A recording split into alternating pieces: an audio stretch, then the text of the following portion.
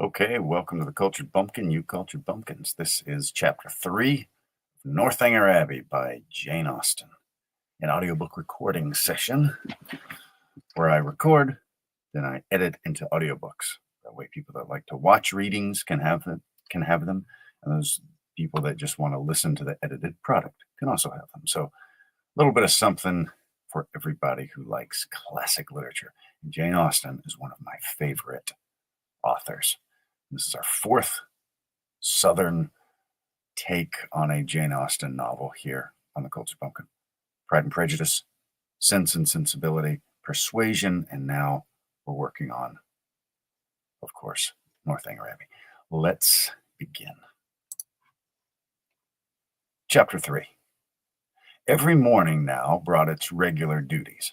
Shops were to be visited, some new part of town to be looked at, and the pump room to be attended, where they paraded up and down for an hour, looking at everybody and speaking to no one. The wish of a numerous acquaintance in Bath was still uppermost in Mrs. Al. The wish of a numerous acquaintance in Bath was still uppermost with Mrs. Allen, and she repeated it after every fresh proof which every morning brought of her knowing nobody at all. They made their appearance in the lower rooms, and here fortune was more favorable to our heroine. The master of the ceremonies introduced her to a very gentlemanlike young man as a partner. His name was Tilney. He seemed to be about 4 or 5 and 20, was rather tall, had a pleasing countenance, a very intelligent and lively eye, and if not quite handsome, was very near it. His address was good, and Catherine felt herself in high luck. There was little leisure for speaking while they danced, but when they were seated at tea, she found him as agreeable as she had already given him credit for being. He talked with a fluency and spirit, and there was an archness and pleasantry in his manner which interested, though it was hardly understood by her. After chatting some time on such matters as naturally arose from the objects around him, he suddenly addressed her with, "I've hitherto been very remiss, madam, in the proper attentions of a partner here. I've not yet asked how long you've been in Bath, whether you were ever here before, whether you've been at the upper rooms, the theater, and the concert, and how you like the place altogether. I've been very negligent. But are you now at leisure to satisfy me in these particulars? If you are, I will begin directly." "You need not give yourself that trouble, sir." "No trouble, I assure you, madam." Then, forming his features into a set smile and affectedly softening his voice, he added with a simpering air, "Have you been long in Bath, madam?" "About a week." "About a week, sir," replied Catherine, trying not to laugh. "Really?" with affected astonishment. "Why should you be surprised, sir?" "Why, indeed," said he in his natural tone, "but some emotion must appear to be raised by your reply, and surprise is more easily assumed and not less reasonable than any other. Now let us go on. Were you ever here before, madam?" "Never, sir." "Indeed. Have you yet honored the upper rooms?" "Yes, sir, I was there last Monday." "Have you been to the theater?" "Yes, sir, I was at a play on Tuesday." "To the concert?" "Yes, sir, on Wednesday." "And are you altogether pleased with Bath?" "Yes, I like it very well." Now I must give one smirk, and then we may be rational again. Catherine turned away her head, not knowing whether she might venture to laugh. "I see what you think of me," said he gravely. I shall make but a poor figure in your journal tomorrow." "My journal?" "Yes, I know exactly what you'll say.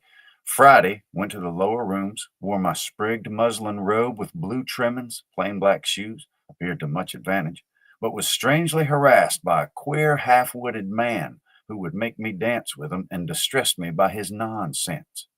Indeed, I shall say no such thing. Shall I tell you what you ought to say?" "If you please." "If you please."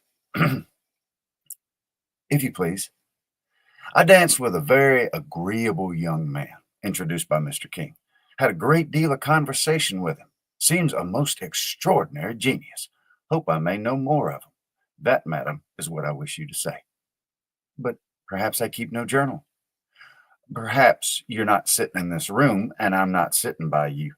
These are points in which a doubt is equally possible. not keep a journal. How are your absent cousins to understand the ten How are your absent cousins to understand the tenor of your life in Bath without one? How are the civilities and compliments of every day to be related as they ought to be, unless noted down every evening in a journal? How are your various dresses to be remembered, and the particular state of your complexion and the curl of your hair to be described in all their diversities, without having constant recourse to a journal? My dear madam, I am not so ignorant of young ladies' ways as you wish me to believe.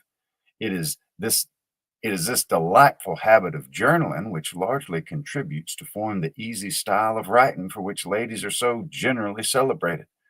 Everybody allows that the talent of writing agreeable letters is peculiarly female. Nature may have Nature may have done something, but I'm sure it must be essentially assisted by the practice of keeping a journal. I have sometimes thought, said Catherine doubtingly, whether ladies do write so much better whether ladies do write so much better letters than gentlemen. That is, I should not think the superiority was always on our side. As far as I had the opportunity of judging, it appears to me that the usual style of letter writing among women is faultless, except in three particulars. And what are they? A general deficiency of subject, a total inattention to stops, and a very frequent ignorance of grammar. Upon my word, I need not have been afraid of disclaiming the compliment. You do not think too highly of us in that way. I should no more lay it down as a general rule that women write better letters than men than that they sing better duets or draw better landscapes. In every power of which taste is the foundation, excellence is pretty fairly divided between the sexes. They were interrupted by Mrs. Allen. My dear Catherine, said she, do take this pen out of my sleeve. Do take this pen out of my sleeve. I'm afraid it's torn a hole already. I shall be quite sorry if it has, for this is a favorite gown, though it cost me but 9 shillings a yard. That's exactly what I should have guessed it, madam, said Mr. Tilney, looking at the muslin. Do you understand muslin, sir? Particularly well. I always buy my own cravats, and I'm allowed to be an excellent judge. And my sister is often, and am allowed, I always buy my own cravats, and am allowed to be an excellent judge. And my sister has often trusted me in the choice of a gown. I bought one for her the other day, and it was pronounced to be a prodigious bargain by every lady who saw it. I gave but 5 shillings a yard for it, and a true Indian muslin. Mrs. Allen was quite struck by his genius. Men commonly take so little notice of those things, said she. I can never get Mr. Allen to know one of my gowns from another. You must be a great comfort to your sister, sir.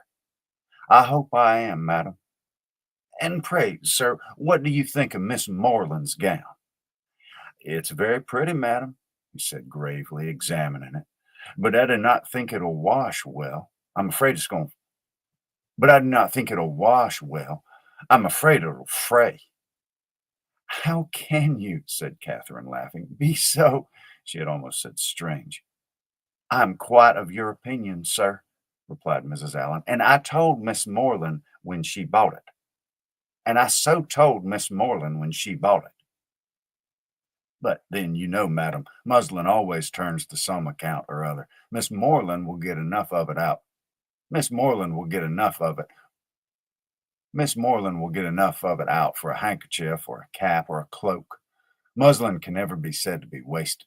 I've heard my sister say so 40 times when she's been extravagant in buying more than she wanted or careless in cutting it to pieces. Bath is a charming place, sir. There are so many good shops here. We're sadly off in the country, but we're sadly off in the country. Not but what we have very good shops in Salisbury, but it's so far to go. 8 miles is a long way. Mr. Allen says it's 9, measured 9, but I'm sure it can't be more than 8. And it's such a fag. I come back tired to death. Now, here one can step out of doors and get a thing in 5 minutes. Mr. Tilney was polite enough to seem interested in what she said, and she kept him on the subject of muslins till the dancing recommenced. Catherine feared, as she listened to their discourse, that he indulged himself a little too much with the foibles of others. "What are you thinking of so earnestly?" said he as they walked back to the ballroom. "Not of your partner, I hope, for by that shake of the head your meditations are not satisfactory." Catherine colored and said, "I was not thinking of anything." "This is artful and deep, to be sure, but I had rather be told at once that you but I had rather be told at once that you'll not tell me." "Well, then, I'll not. Thank you. For now, we shall for now, we shall soon be acquainted, as I'm authorized to tease you on this subject whenever we meet, and nothing in the world advances intimacy so much." They danced again, and when the assembly closed, parted, on the ladies' side at least, with strong inclination for continuing the acquaintance. With a strong inclination for continuing the acquaintance. Whether she thought of him so much while she drank her warm wine and water and prepared herself for bed as to dream of him when there cannot be ascertained. But I hope it was no more than a light slumber or a morning doze at most. For if it be true, as a celebrated writer has maintained, that no young lady can be justified in falling in love before the gentleman's love is declared, it must be very improper that a young lady should dream of a gentleman before the gentleman is first known to have dreamt of her. How proper Mr. how proper Mr. Tilney might be as a dreamer or a lover had not yet perhaps entered Mr. Allen's head, but that he was not objectionable as a common acquaintance for his young charge, he was on inquiry satisfied. For he had early in the evening taken pains to know who her partner was, and had been assured of Mr. Tilney's being a clergyman and of a very respectable family in Gloucestershire.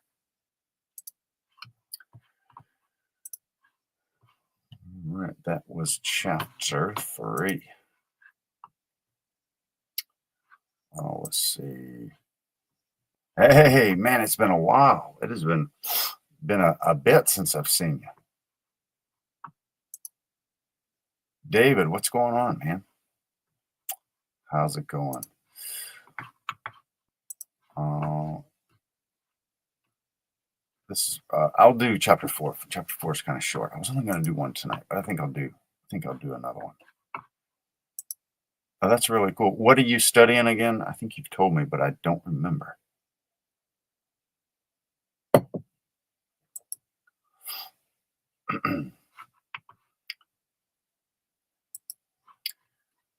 All right. Chapter 4. With more than usual eagerness did Catherine hasten to the pump room the next day, secure herself.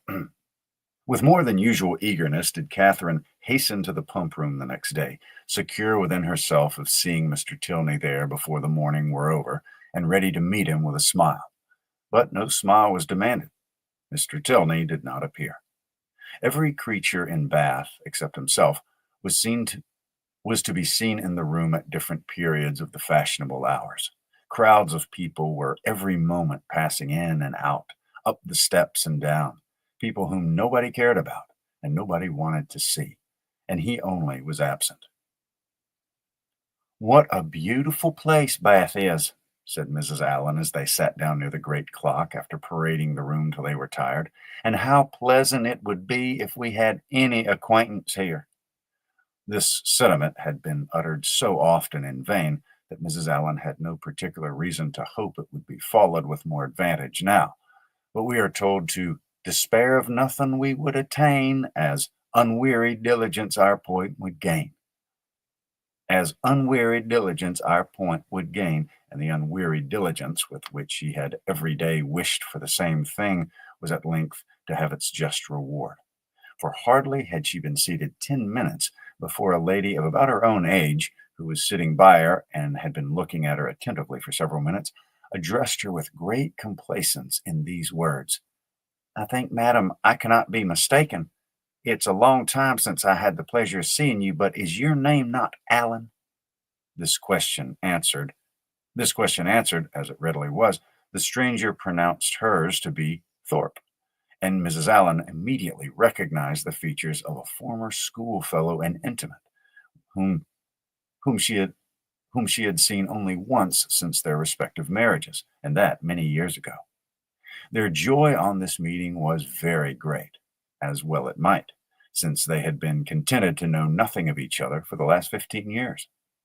Compliments on good looks now passed, and after observing how time had slipped away since they were last together, and after observing how after observing how time had slipped away since they were last together, how little they had how little they had thought of meeting in Bath, and what a pleasure it was to see an old friend, they proceeded to make inquiries and give intelligence as to their families, sisters, and cousins, talking both together, far more ready to give than to receive information, and each hearing very little of what the other said. Mrs. Thorpe, however, had one great advantage as a talker over Mrs. Allen in a family of children, and when she expatiated on the talents of her, and when she ex, and when she how do you say that? Expatiate. I'm gonna look that up.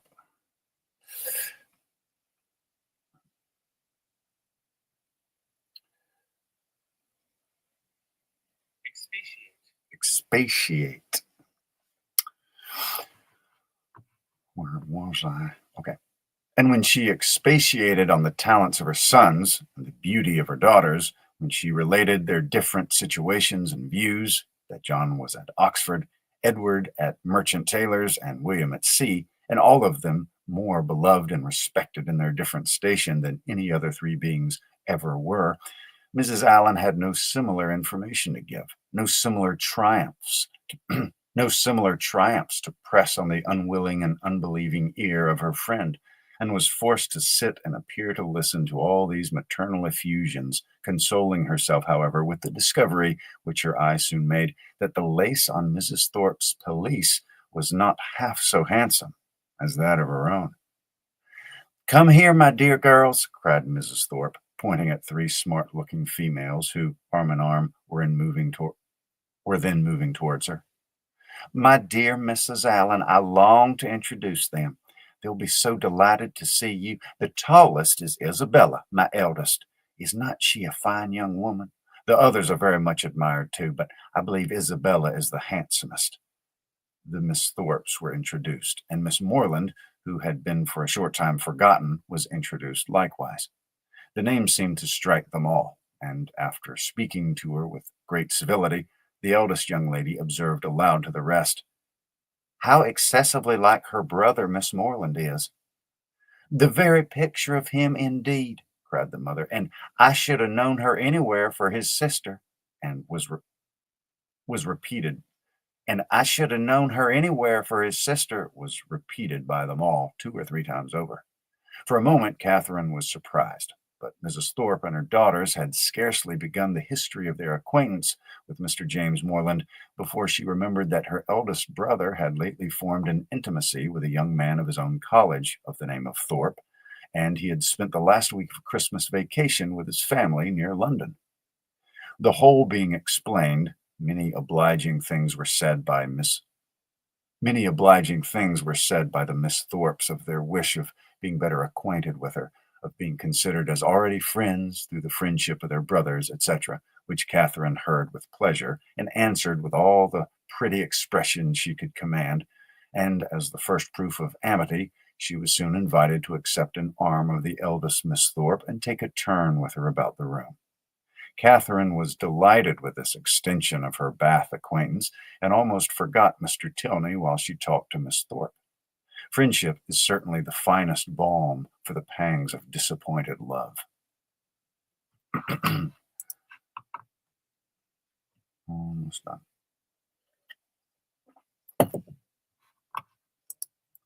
Multimedia.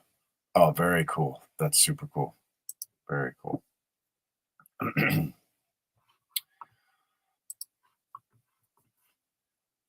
Their conversation turned upon those subjects of which the free discussion has generally much to do in perfecting a sudden intimacy between two young ladies, such as dress, balls, flirtations, and quizzes.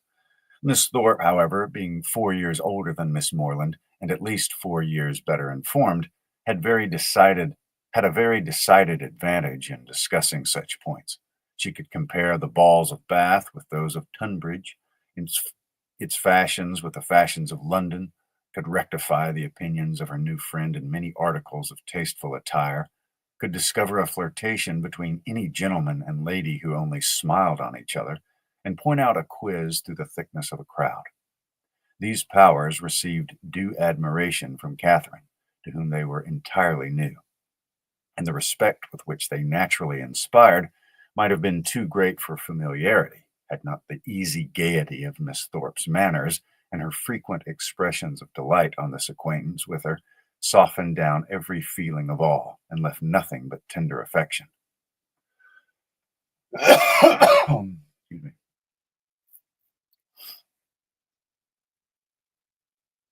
Oh, I don't know if that's going to come out, but I never like it when you have a sneeze and then it decides, no, we're not going to sneeze.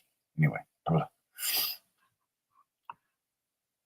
their increasing attachment was not to be satisfied with half a dozen turns in the pump room, but required, when they all quitted it together, that Miss Thorpe should accompany Miss Moreland to the very door of Mr. Allen's house, and that they should be there,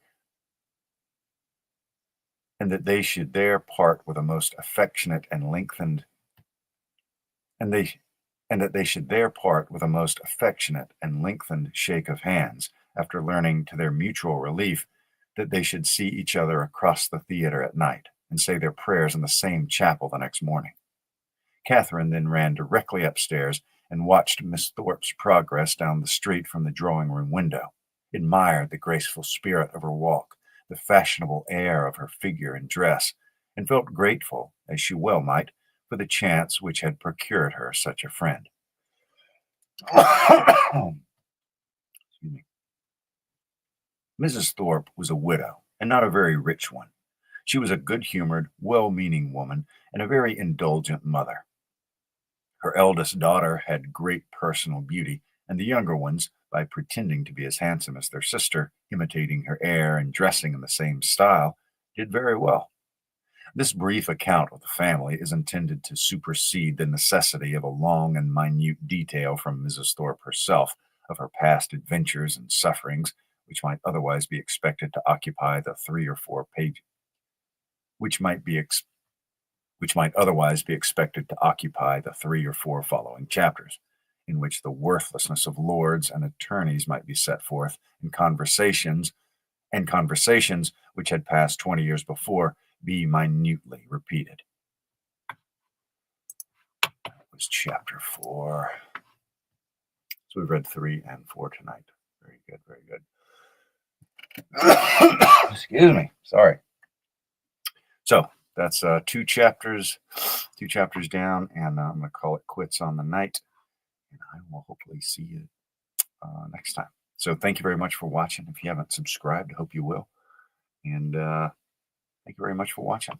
I'll talk to you later.